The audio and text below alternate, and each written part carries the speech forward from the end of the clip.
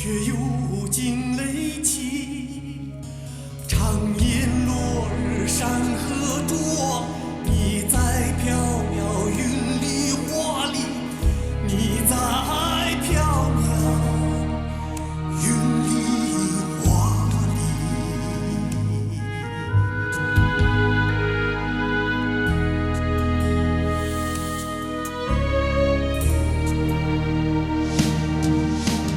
唱歌一曲，好风好梦好歌好一起。唱歌一曲，好风好梦好歌好一起。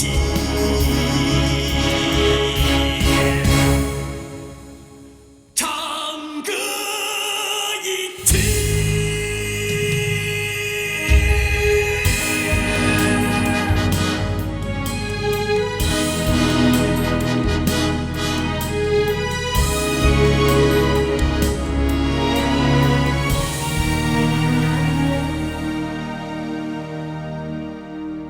每次想起你，依稀枕边耳语；每次见到你，铁马几个监狱。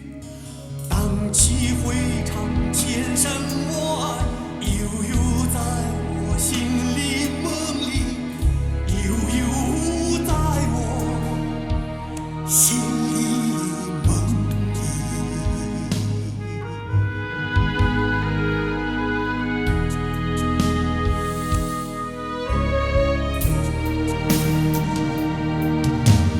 唱歌一曲，好风好梦好歌好一起。唱歌一曲，好风好梦好歌好一起。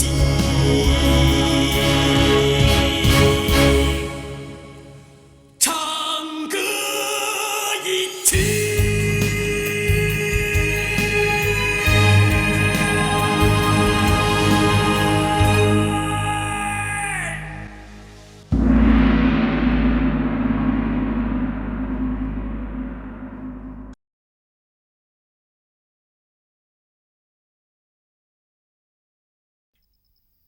李春呐，在。借他们的刀使一使，是。我们来为大人演示一下。好，大人，假如真的是两个凶手同时站在门前，我们为您演示一下他们挥刀的动作。来，1、2、3。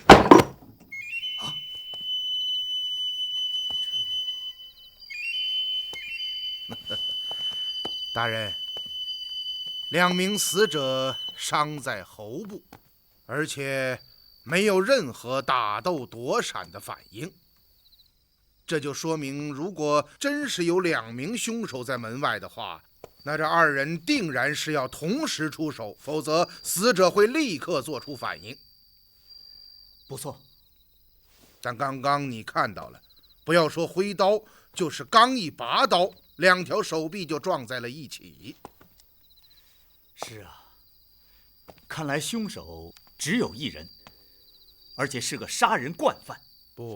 不是惯犯，而是专职杀手，否则怎么会有这样的力量和速度？好，这个问题我们已经说清楚了，现在说最重要的。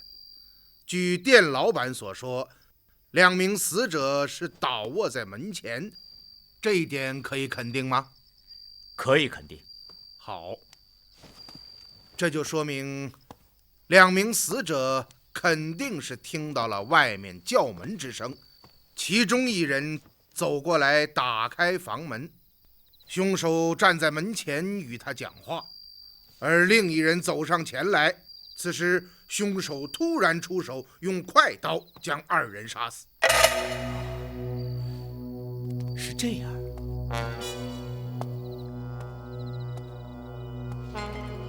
张环、狄春在。我们再为大人演示一番。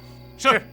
我站在凶手的位置，你2人进屋，站在死者的位置。是。把门关上。他要逃跑，住口！啊，二位请开门。谁呀？啊，是我。哦，客官，啊，怎么回事？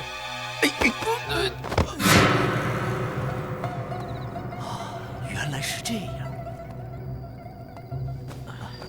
大人，草民的分析还有些道理吧？有道理。那么，凶手究竟是什么人，才能够令这2位死者打开房门，而且还站在门前听他讲话呢？肯定是熟人。不错，肯定是熟人，而且是令这2位死者毫无防备的熟人。啊，本官似乎有些明白了。这里还有一个疑问，就是那个哑女小凤，她说并没有听到外人进店的声音，也没有听到敲门之声。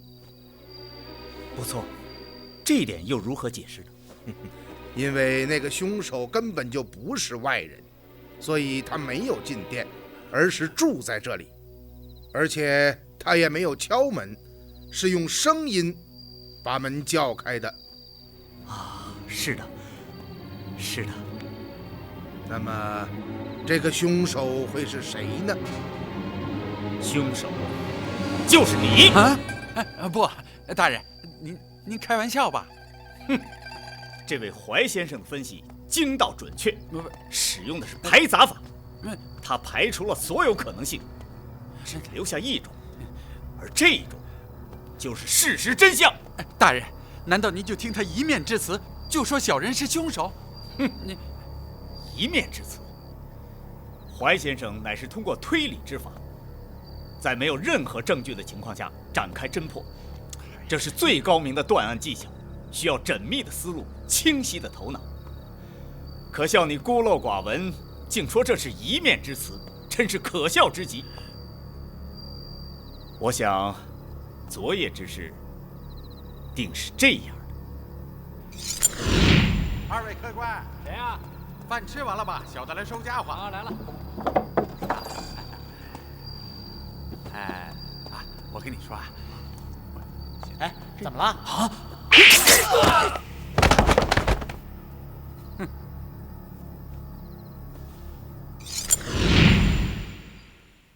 哼！怎么，你还不承认？大人，这怀英见我告密，便恶言栽赃，诬陷小的。杀人定有动机，小的杀这2位客人，动机是什么？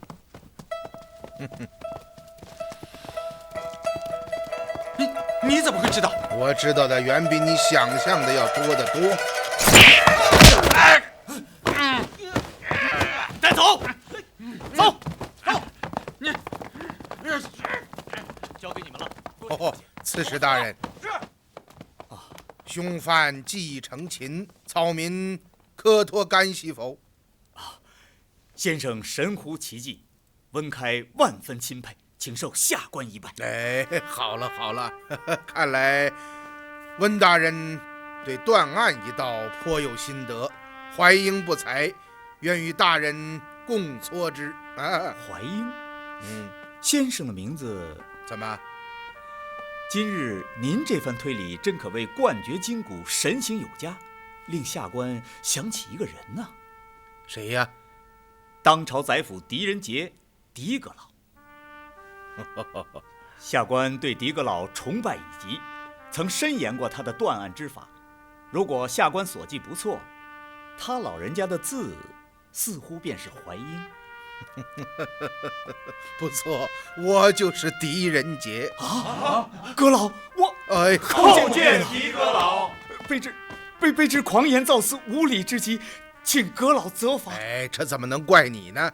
是我不欲暴露身份，这才微服来到柳州啊！哦，大家都起来吧，起来吧！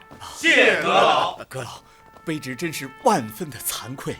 这有什么关系？不知者不怪罪。哎，今后再也不可提起此事啊！谢阁老宽宏大量。温大人，那2位死者的尸体还在吗？正在府中。仵作尚未验尸。走，去刺师傅。是。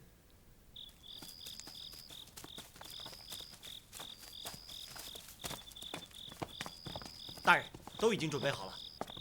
好了，你下去吧。是。阁老，这就是那2位死者。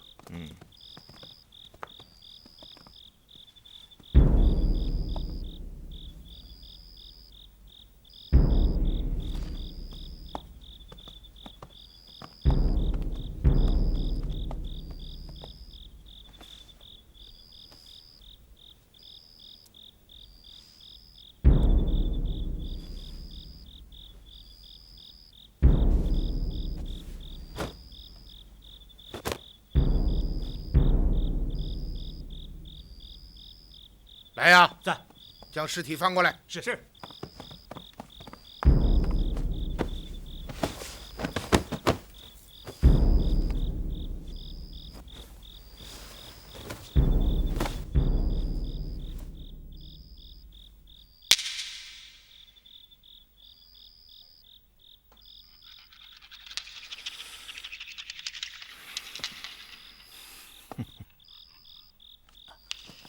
阁老，有个问题，卑职可以冒昧的问一问吗？说吧。刚才在青阳客栈，您说了一句什么，才令凶手惊慌失措、图穷匕现？蛇灵。蛇灵？我本来只是炸他一炸，现在看起来，果然是蛇灵。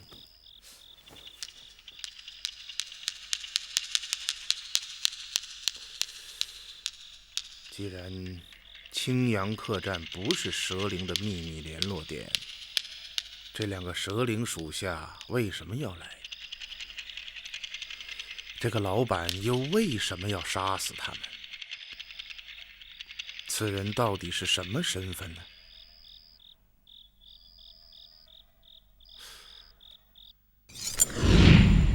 小梅是怎么得知你在客栈中留下了标记？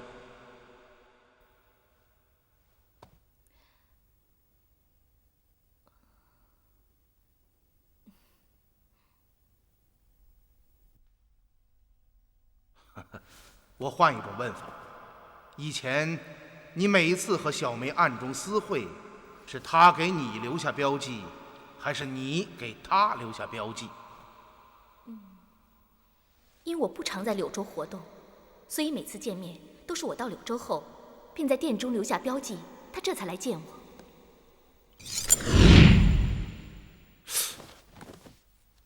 是他。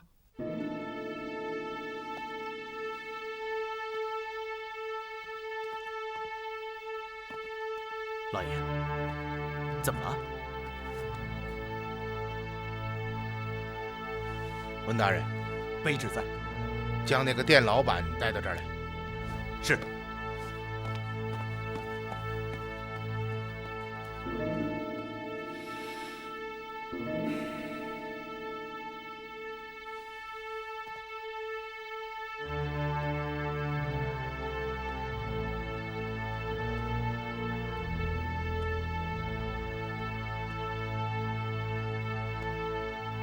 好，快走，走，快走，快点，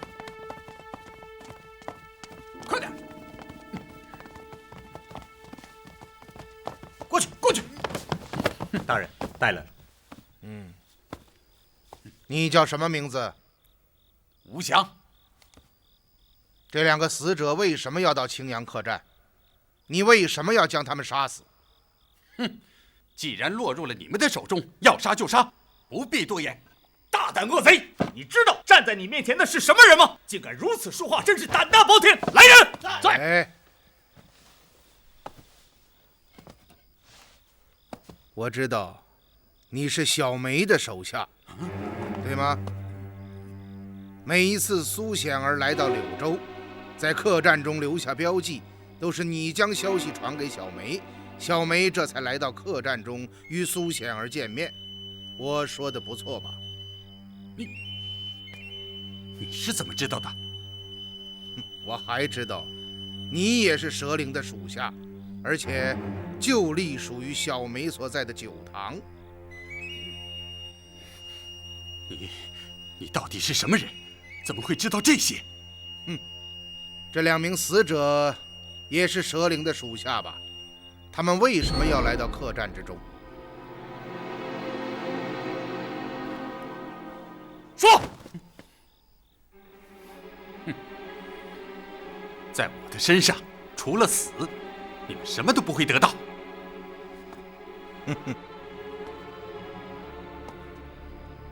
这样吧，温大人，将此人押入大牢之中，让他好好想一想。是，来人，在，押进大牢。是。走，走。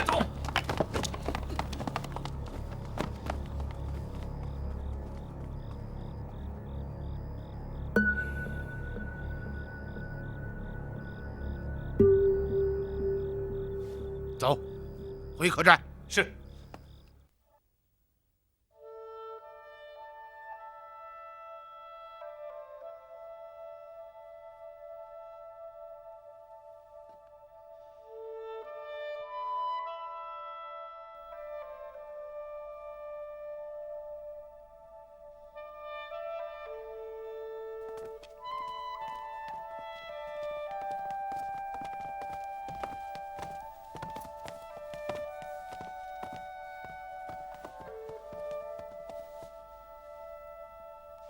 是，走。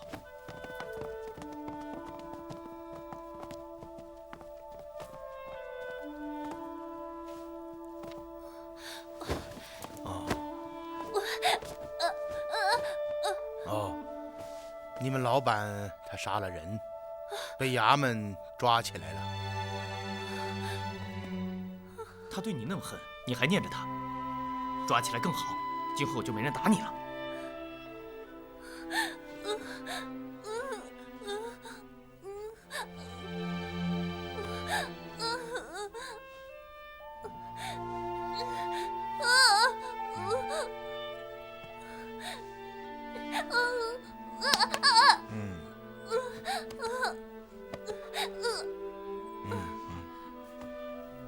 老爷，他说什么呀？哦，他说从父母死后，他就在这世间飘零，没有人肯收留他，只有这青阳客栈的老板见他可怜，才让他住下。平时做点零活。哦，他还说老板只是脾气坏，但是对他还是挺好的。我说的对吧？小凤啊，今后你要到哪里去呢？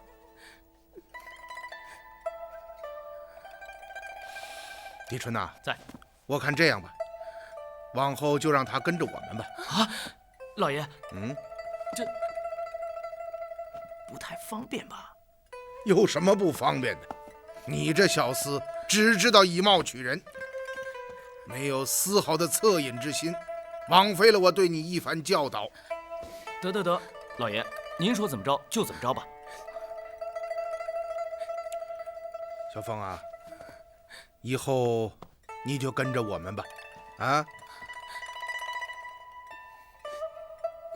哦，好了。哦，对了，你带我们到老板的房中看一看。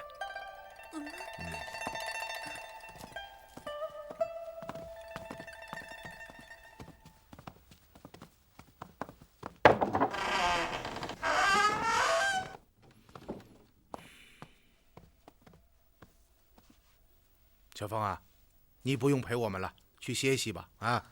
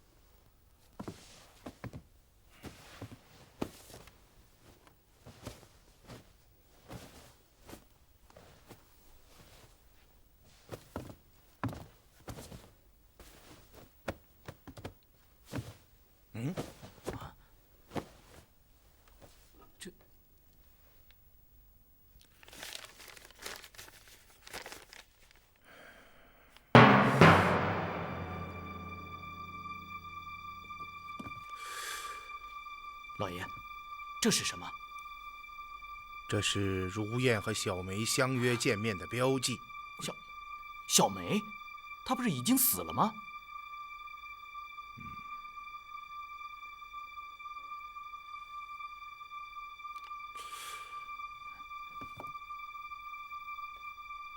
原来事情竟然是这样。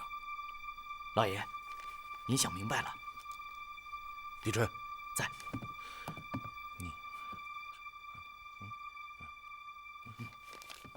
是。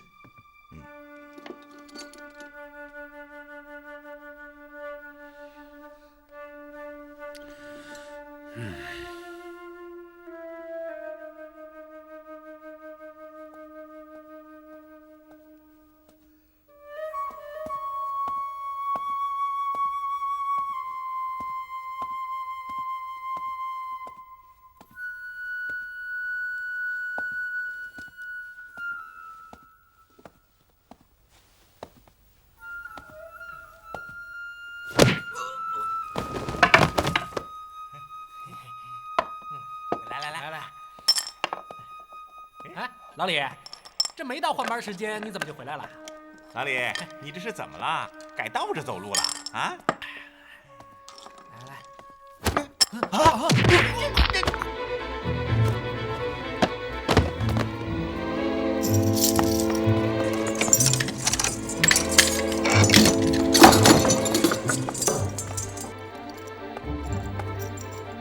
啊，怎么是你？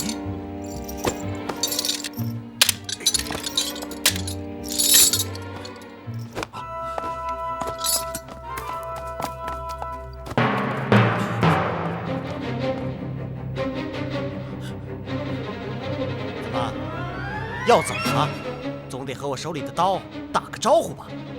别管我，快跑！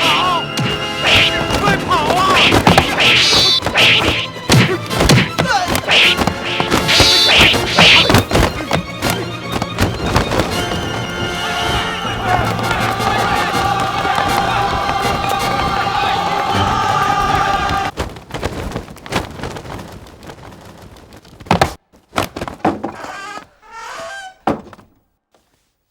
怎么，失望了？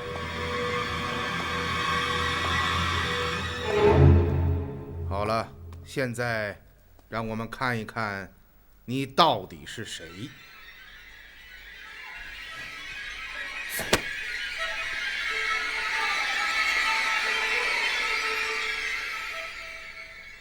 哼哼，小凤，小梅。这才是你的真名吧？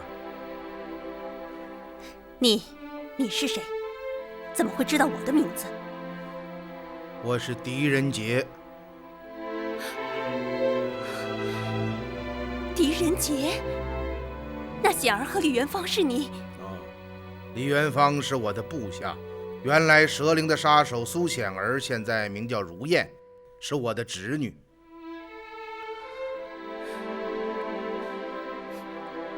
大人，我终于见到您了。你没有死。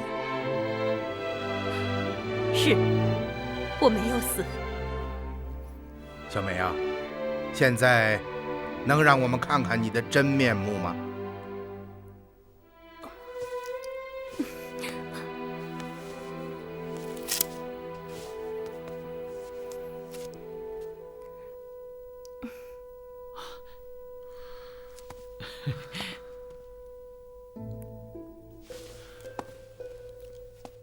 你们去吧。是。小梅啊，为了如燕，为了元芳，为了我们，你受委屈了。自我逃出大洋山，来到柳州，历经了多少磨难，我无时无刻不在悬着心，担心蛇灵的人找到我，担心我还没有将自己知道的一切说出来就被他们杀死。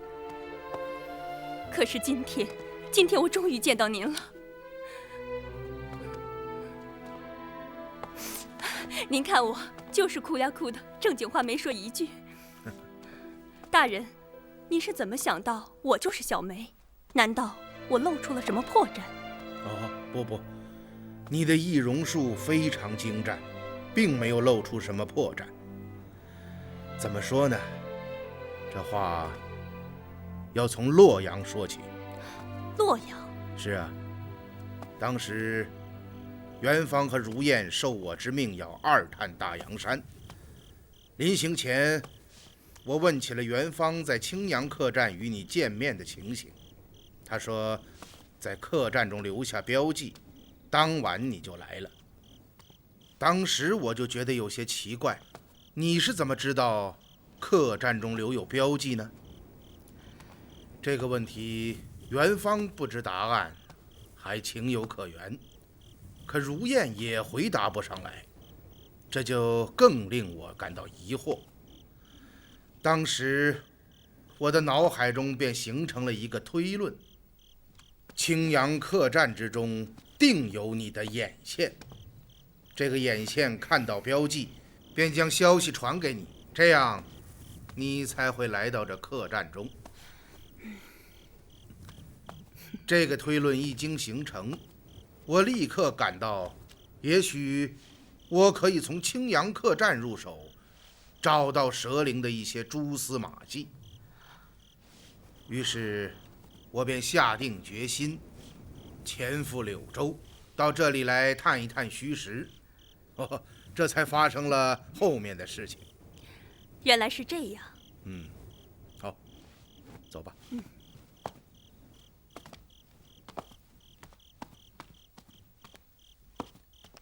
事有凑巧，当我来到客栈，正好发生了凶杀案。我隐隐地感觉到此案定与蛇灵有着千丝万缕的联系。虽然当时并没有任何佐证，但多年办案的经验告诉我，这绝不是一宗普通的谋杀案。果然，我经过一番探查，断定了吴翔便是真正的杀人凶手。与此同时，一个推断形成了，这个吴翔就是你留在青阳客栈中的眼线。但当时一切并不清晰，这也只能算是主观臆断。大人，您推断的一点不错，吴翔确是我的属下。每一次显儿来到柳州，在店中留下标记，他看到后便立刻通知我。随着事态逐步明朗，随着吴翔暴露出杀手的真面目，事情清晰起来。这时，我突然想到与如燕在洛阳的一番对话。既然青阳客栈并非蛇灵的联络点，你和小梅为什么要选在那里约见？那是小梅选定的地点，我想，可能就是为了避开总坛的耳目吧。哦，叔父，您可能有所不知，为确保组织的隐秘性，蛇灵有一条严规，除非有任务，否则绝不允许属下私自见面。一旦违反，被蛇血查出，便是死路一条。我想，可能是因为这个原因，小梅才将我们私自见面的地点选在了与蛇灵毫无关联的青阳客栈。想到了这番话，一切便豁然开朗。这个青阳客栈是你命九堂弟兄私自建起的，为的就是避开蛇灵的耳目，便于和如燕见面。大人，您真聪明，一点不假。我命吴翔建起这座青阳客栈，目的就是为了与显儿以及其他几位好朋友在暗中会面。明白了这一点，吴翔的身份也就非常清楚了。他定然是蛇灵九堂的弟兄，而且是你的死士，所以你才会将如此隐秘的事情交给他。大人，吴祥从我到酒堂后就在我的身旁，非常忠诚。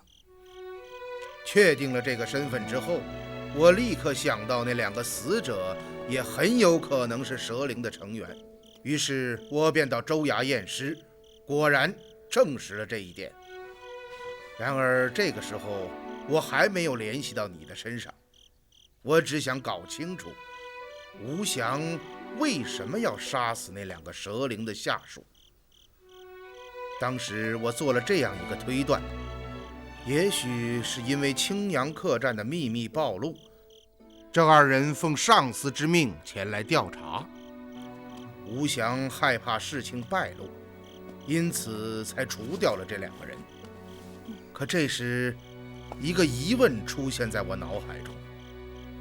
首先，小梅既然已经死了，这个青阳客栈为什么还会保留？第二，如果吴祥为了害怕失败而杀人，那么他杀人后为什么不赶快逃离客栈，还要在此支撑？这样做岂不是非常危险，而且也不合乎逻辑？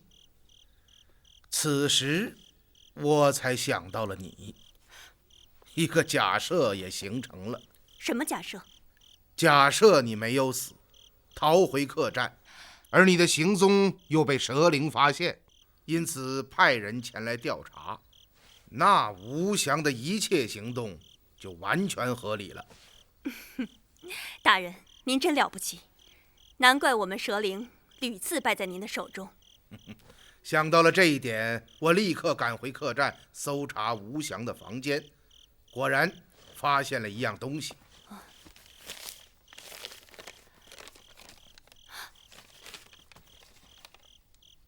此物一经发现，我的判断便立刻得到了证实。小梅并没有死，而是化妆成哑女，隐藏在青阳客栈之中。为了不引人注目，吴祥平时对你又打又骂，其实这客栈中的一切都是由你来做主。想通了这一层，我料定你绝不会将吴祥丢下不管。于是我命张环、李朗到狱中按伏。然而我知道，以这2人的武功是无法与你相比的，因此我只是叫他们将你逼走。因为不救出吴祥，你是不会离开柳州的，一定会再回到客栈之中，而我就在这里等你，揭开你的身份。不错，大人，事情与您的判断可以说是丝毫不差。1个月前的那天晚上，在古庙之中，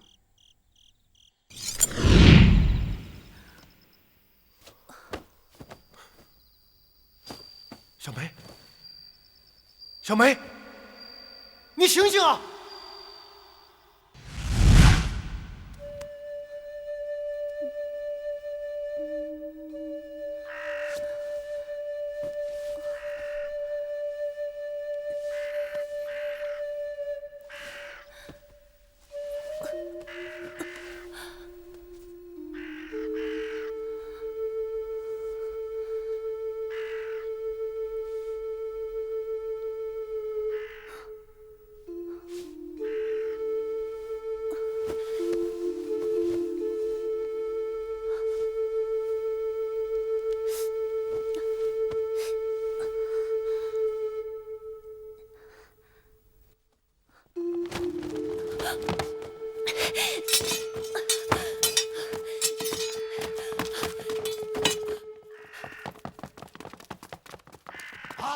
不好，出事了！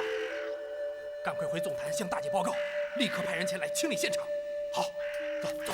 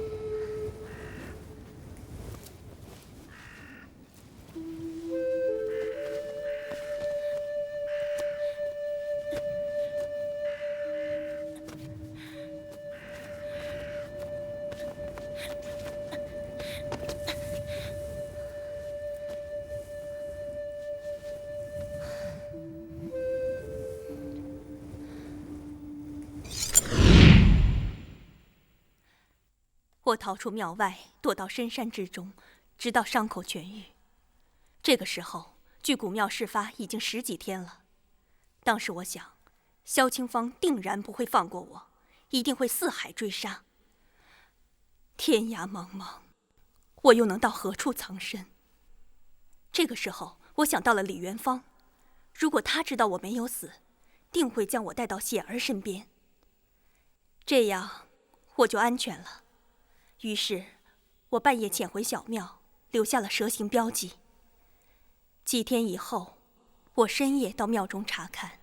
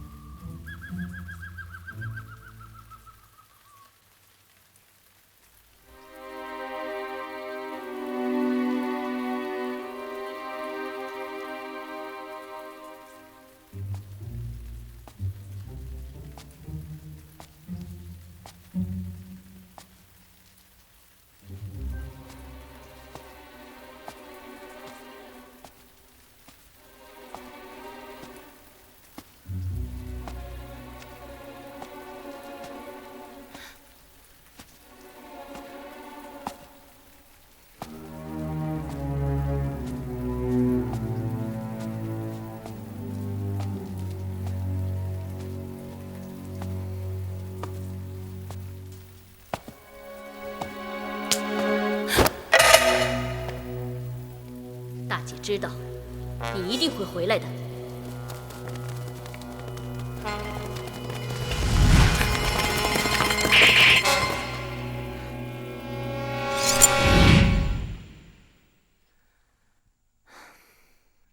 我拼死杀出升天，逃出了大阳山，来到柳州青阳客栈。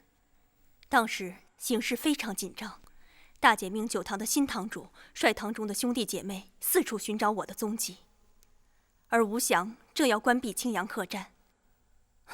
这个时候，我逃了回来。哦，是这样。这吴祥也算得上是个忠义之人。是啊，在那种情况下，收留我就意味着要豁出自己的性命，所以大人，请您对吴祥网开一面。这件事你就放心吧。谢谢您。哦，那后来你又是怎么被发现的呢？我在客栈中潜伏下来，本想等风平浪静之后，再到洛阳寻找显儿。可没想到，昨天傍晚来了2个人。二位住店要间上房。好，我们想向你打听个事儿。您说，最近在你的店里有没有发现过这个标记？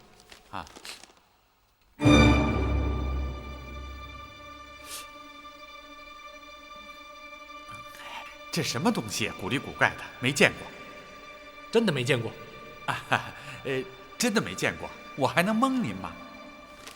好了，带我们到房间吧。左拐天字号第1间。好的。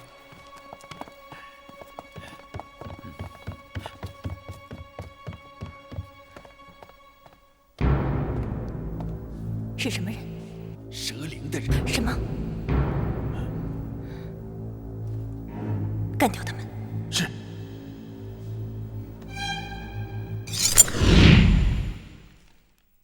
大人，这图上画的就是我与如燕暗中约见的蛇形标记。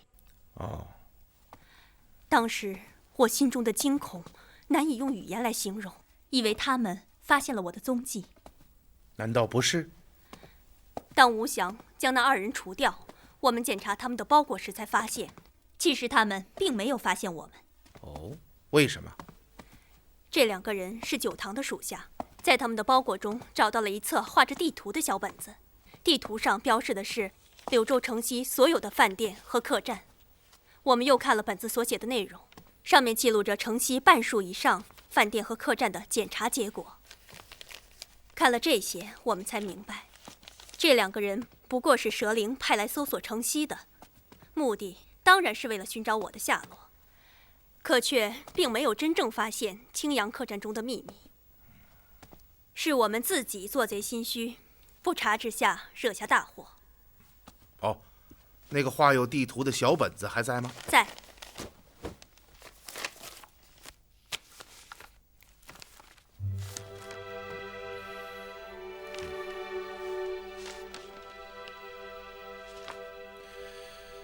小梅啊，那个蛇形标记不是你和如燕专用的吗？别人怎么会知道呢？想来是我留在古庙正殿中的那个蛇形标记被他们发现，便派人在那里守候。果然我去了，他们就断定这个标记就是我联络之用。还有一个问题，吴祥是九堂中人，难道你就不怕他被别人认出来吗？吴祥的身份在九堂中非常特殊，除了我之外，没有人知道他的存在，因此我才会将青阳客栈交给他。你继续说吧。得知此事后，我和吴祥非常后悔。既然蛇灵并没有发现我们就不需要逃离客栈。可人已被杀，又该怎么办呢？于是吴祥想出了报案这个办法，只要2人的尸体进入官府，他们便无从查起，我们也就安全了。谁料想遇到了您，这也是我小梅该有出头之日啊。小梅啊，你受委屈了啊！好在皇天护佑善人，你最终安然无恙。我想元芳和如燕要是知道了，一定会非常高兴。大人，自今日起，我便全心协助大人击破蛇灵。好啊！没想到这一次柳州之行，竟然找到了死去的小梅，真可算是收获不菲呀！小梅啊，蛇灵的总坛是不是在大阳山中？正是，在大阳山中的陀罗地。你认识吗？当然认识。好极了，明日一早我们便启程前往蛇灵总坛。对了，大人，宪儿和李元芳呢？他们此时已在大阳山中，可是不知道情况怎么样。但愿他们已经找到了蛇灵总坛的所在。